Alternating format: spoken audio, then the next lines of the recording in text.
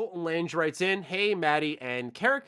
I have a few long-held critiques regarding Xbox first-party games that I'd like your thoughts on. I don't think Hideki Kamiya wanted to make an online four-player co-op game. I don't think it was Sumo Digital's idea to incorporate the power of the cloud into their game design for Crackdown 3. What I'm saying is, I think that the leadership at Xbox has an unhealthy habit of pressuring the studios they fund to include features which severely overcomplicate or directly conflict with the original vision of the game.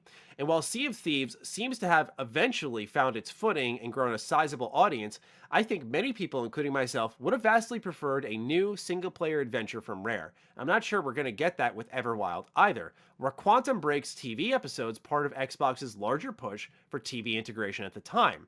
Why can't Xbox just let their studios do what they do best? And then finally, they can't just let their old series rest. The equivalent of Xbox still making Halo and Gears would be like if Sony were still making Jak and Daxter and Resistance, having never taken a break. People rag on Nintendo for just sticking to their iconic franchises, but they actually experiment and reinvent series like Mario or Zelda every couple of entries. The same just isn't true for Xbox, and while Halo Infinite does seem like a real attempt at a grand reinvention, it doesn't seem to be going well. Xbox fans have been saying for years that the next great AAA exclusive is just around the corner, but I don't see it. Most of the best exclusives of late have been smaller games like Hellblade, Cuphead, and Ori. Am I way off base? Does Xbox, sorry, I misread that. Does Xbox first party have a bright future that my jaded eyes just fail to see? I'm always down for more good games. Thanks for reading. For clarification, I have a PC and play Xbox first party on PC. All right. So this is a topic that I really wanted to base the majority of this episode around. So we're going to be sitting on this for a while. Thank you, Colton, for writing in something so extensive and interesting. Because I think we've used the word anecdotally a lot in this episode, but anecdotally speaking, just looking at the circumstantial evidence, I feel like what you're saying would be sound. You know, when Xbox is pushing the power to the cloud, suddenly Crackdown 3 is using it. I think the TV push in synchronization with Quantum Break can't be coincidental. I think you make a lot of good observations here, but at the end of the day, we don't have anything definitive to run with in the sense of, hey, these are things that are being pushed or forced. Because I do know that Xbox has great technology that their developers can take real good advantage of that aren't really pushed but are tantalizing. So something like that is GameCore. So GameCore is I'm reading this article right now from Windows Central. GameCore is a new platform for Windows 10 and Xbox game development, extending and improving the work Microsoft has already done with UWP to bridge the development gap between platforms. We've heard from multiple sources that the next-gen consoles will both support the Xbox One's development environment, bringing full backward compatibility, as well as GameCore, which will make development much easier. And then there's DirectX 12 Ultimate, which is great for Xbox. All video cards are going to use this. So what you're probably seeing is a lot of coincidences, in my interpretation. I could be wrong, right? None of us are on the inside. But I think that type of stuff is what lures developers in, telling Bethesda, hey, if this is stuff like all developers have access to it, but focusing on the Xbox platform, you have stuff that's going to make game development way easier for you, and your game's way more powerful.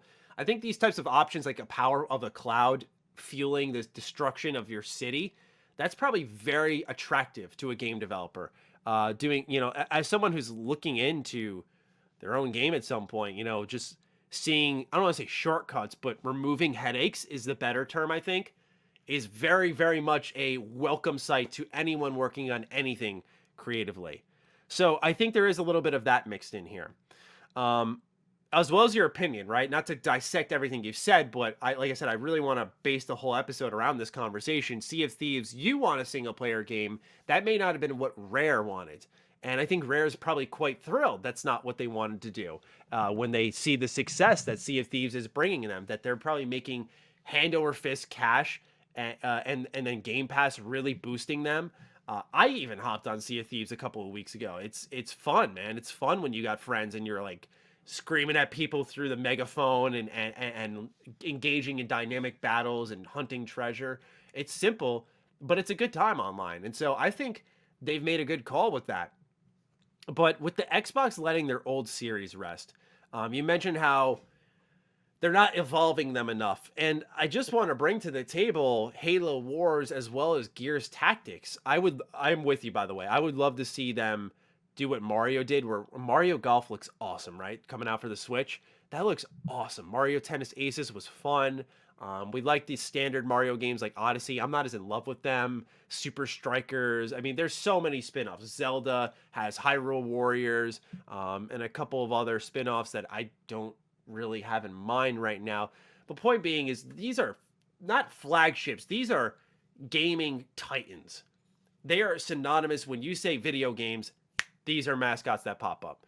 And I think Halo may sit in that category. I don't know if Gears necessarily does. That's no disrespect to Gears. I think Gears is very definitive for like modern type of stuff, Xbox 360 and on. But Halo is up there. And so I would love to see Xbox experiment with Halo a lot more. Do a tactics Halo game, do a Halo RPG. But it looks like Infinite's going to try to meld all of that. And I agree that it does seem like a reinvention in many ways, especially I think it's more of a realization of figuring out what Halo 1 was trying to be and kind of bringing that into the right place in the timeline and opening things up. I mean, go back to Halo Combat Evolved. It really does feel, as me and Chris talked about in our last episode, they wanted that very open, especially the second level where I believe it is, where you touch down on the ring. I mean, that is a super open area for its time, 2001, I believe it was. So yeah, man. I mean, these games were so ahead of their time, and I feel like Infinite is a chance to actualize the original image they had in their heads for Halo 1. And so yeah, I feel like all too often PlayStation is quick to move on. So they haven't done anything with Bloodborne more recently, but I love Jak and Daxter. I love Resistance. I love Sly Cooper. For me, as a fan of those franchises, I kind of get annoyed that they've abandoned them. We haven't seen a new Sly Cooper since 2013. Jak and Daxter, it did get ported to PS4 and 5, so you can play them on those consoles, and they have their HD upres and trophy support, and they're great games. But I'd love to see Naughty Dog do a new Jak and Daxter game on next gen technology. That'd be incredible. Resistance, the fact that Infamous was also abandoned, I don't know. I get that these teams have only so much talent and can handle so many projects, and that's why I think Sony will eventually buy Bluepoint. But I look at it and think to myself, I don't like that they drop so many series because I feel it leaves so many fans unhappy. So I like that Xbox has continued to hold on to what matters. And maybe it's because for the time being, it's all that really mattered, right? They needed their Gears, their Halo, because they didn't have Ori at the time. I think letting Cuphead go was a silly mistake because Cuphead's getting its own show now. It's very marketable. People love it. I get maybe that Xbox probably approached them to see, hey, can we get something going here? But I don't know, man. I feel like that was probably their biggest mistake because as much as I love Ori, Ori is not as popular as Cuphead.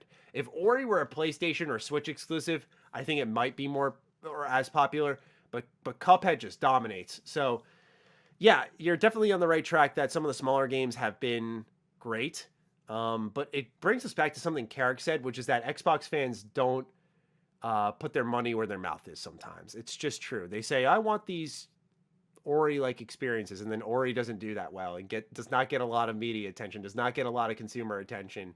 And so it's just it's just the way things are. So yeah, they're gonna pursue those flagships, and it's why I fully expect them to just lock down Starfield because that is a new IP, that is a new experience. But I think it's very important at the same time that they do hold on to these new, or I'm sorry, old experiences that are present and sort of defined Xbox. And let's be real, there are a ton they have left dormant. Blinks, Perfect Dark was dormant for a while. Many rare IP. In fact, Death Row, KOTOR has been dead for a long while, longer than I like to imagine. Lost Odyssey I brought up. And some of these games just, they don't work out, and that's fine. But yeah, I think Xbox has a lot of titles that they just are letting sit dormant. So when someone sees them revive Halo or Fable, and they go, Oh no, man, they're doing it again. They're dipping back into their bucket. I'm thinking there is so much there that Xbox is leaving dead. And I do think they need new studios to work on new ideas, but that's where something like Compulsion Games comes in. Compulsion Games working on a AAA project is exciting. The developers who brought us We Happy Few, which is very heavily inspired by BioShock, and to compensate for its, I think, lack of scope and scale, they did procedural generation, which really ultimately hurt the game. That team having budget and being able to just focus their development on a true single player game, I mean, hell yeah, man. Getting rid of those survival elements, that is the type of stuff that will excite people. So that alongside Starfield, third party acquisitions, I think you're not off base by any stretch of the imagination, but I also do think that there is a bright future there. But what's important to note as well is Xbox hasn't proven that. Xbox can identify the right move to make. I think buying Bethesda was the right move to make, but we have yet to see them do something with that. I think buying Ninja Theory was the right move after Hellblade. I think that was a really smart move. Hellblade 2 is probably going to be awesome, but we haven't seen what that's going to bring. We've heard about Project Mara as well, but really nothing about Hellblade 2 since the Game Awards, and so on and so forth, right? And so Double Fine games. There's such a wide catalog and a diversity of developers, but the reality is that games take time, and so we just need to have patience and see. And I don't think that's the worst thing to suggest, right? I think it's bad that people hype up some of what Xbox does without seeing results. It's one thing with Bethesda because we've seen the results of Bethesda's for years and years. And outside of 76 and Wolfenstein Youngblood, I do feel like Bethesda's made mostly good games or games that I've enjoyed. That's what I think of. I think of Prey, Dishonored.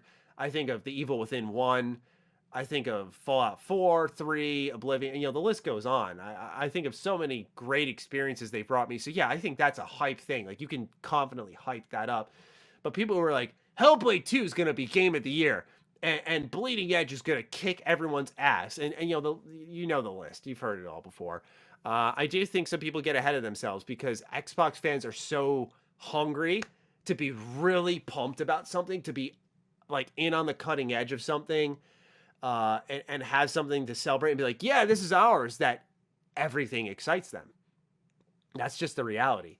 And I get it because, I want Xbox to have a big win, right? I want them this fall to have their Halo, Forza, Starfield, and something else and just hit back, man. Like, hit back with some fury and say, fuck your exclusives argument. That would be great. I would really like that. But we'll see in due time. And for now, we can't really overhype that, which is why I think, Colton, you're mostly in the right here. I'm double checking your comment to make sure I didn't like miss anything because it was very long and I just want to make sure I didn't skip over anything here. Yeah, it seems like we're mostly covering that. So thank you for writing in, Colton. Great question.